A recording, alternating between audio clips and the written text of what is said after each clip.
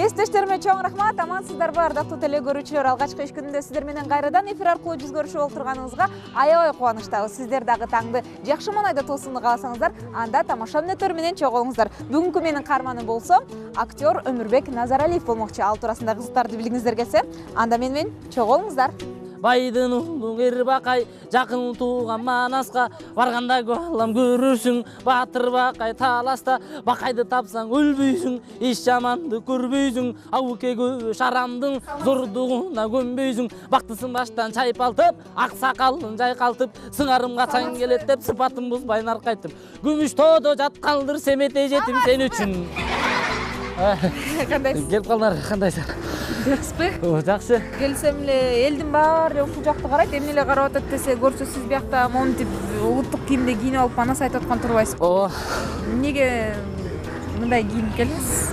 Эмнеге мындай кийинип келдим? Себеби быйыл тарых жана маданият жылы эмеспи? Анан биздин бул формабыз орусча айтканда.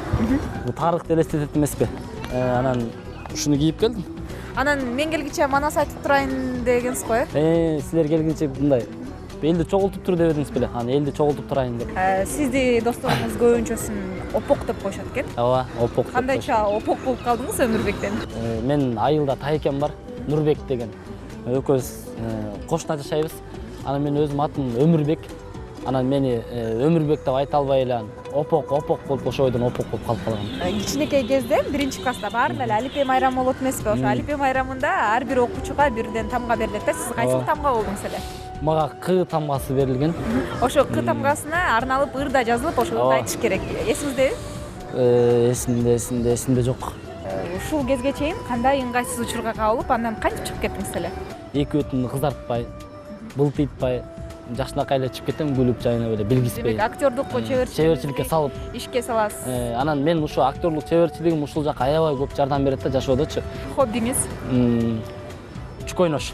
Улуттук оюн болгон кыргыздын чүкөнү да кандай ойнойт экен, анда көрүүчүлөр менен чогуу назар салбайлы, Андай кет. Баардык эле кыргыз балдары чүк ойноп өссө керек. Мен дагы анысыгар мен да чүк ойноп өскөнмүн. Мен керек болсо 11 класс бүткүнчөктү чүк ойногом, колдор мындай кезилип кетчү колдорчу. Анан апама мындай кошулуп сам менен кир жууп кетирчик да. Кир да жуйсузбу сиз? Жөн ошол убакта колдор кезилип кеткен, мектеп коргондон кыздар менен кандайсыз? Азыр келчегиңизге жардамдашып бир жүрүп турасызбы үйдө? Жок, жуубайм азыр. Бул чүкө муну сол чүкө деп коет. Бул бармакты карап турганды сол чүкө деп коет. Ал эми муну болсо оң чүкө деп коет. Айылда азыр мени көрүп турган классташ балдарым болбосо айылдаш кошуна балдарым шылдыңдачат го. Шылдыңдабай эле мында мурунку менен утулуп жүргөн күндөрүн эстеп, кат ойночу эле деп аткан болуш керек. Азыр карап тургула эми. Эми кана. Сиз атыңыз эми катуураак. Сиз азыр үйрөнүп баратасыз. Бир аздан кийин атып каласыз. Мынакей. Мындай кылып туруп. Сиз жакшы ойнойт экенсиз, азаматсыз. Чүкө ойногула деп кеңеш берет элем. Кызыктуу ойун экен, анан пайдалуу дагы экен. Сизге рахмат. Анан менин көрсөтүүнүн салтына айланган логикалык суроом бар. Ким бут кийимчен уктайт? Маскишил уктабаса ким уктайт башка? Келиңиз, чүкөнү мага ойногонду үйрөткөнүңүз үчүн мен сизге ушундай мүмкүнчүлүк берейин. Дал ушул жерде жүргөн шаар тургундарынан сурап келиңизчи, алар кантип ойлойт болду экен? Маскиши? Маскиши? Солдат. Солдат? Солдат. Муац адам. Жиндис киши. Жинди киши? Эч ким бут кийчен уктабаса керек. Кичинекей бала. Уйкусу келген адам. Эми баягы хайванаттар биягы менен ошолор бут кийимчен уктагандай да. Жылкы мал. Жылкы мал? Кичинекей бала? Жок, жылкы. Кичинекей бала болуш керек. Келиңиз. Келдик. Ким бут кийимчен уктайт экен? Замандаштарыбыз кандай жооп берди? Жылкы. Туура жоопту таап келиптерсиз. Эми болсо келиңиз. Мен сизге айттым эле, жакшы кызыктуу бир анекдот даярдап келиңиз деп. Биз баягы кино актёрбуз да, кино театрда ойнойбуз, спектакльде ойнойбуз. Мен бир кинодо ойноп, ал кином кинотеатрда кызуу жүрүп жаткан учур болчу. Анан мен театрда спектакль ойноп играем, Андерсен деген бизге сказка бар. Ошол сказканы ойноп анан мен бир жака барыш керек болчу. Анан кийин жолугушка барыш керек болчу.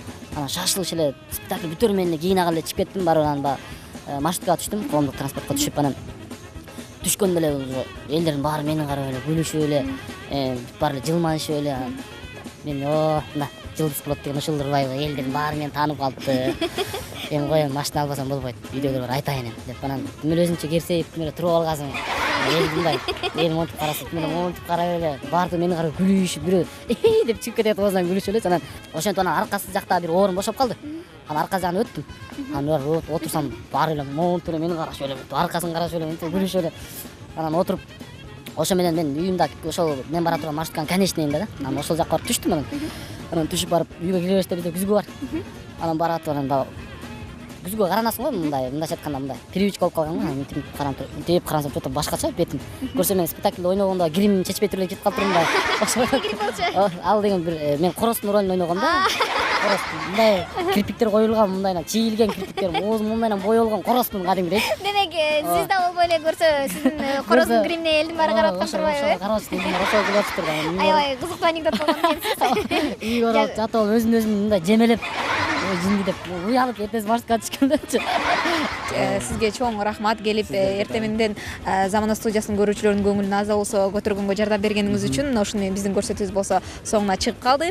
Кайрадан эфир аркылуу жүз көрүшкөнчө ардактуу телекөрүүчүлөр, маанайыңыздар ар дайым 5 болсун. Кошкула.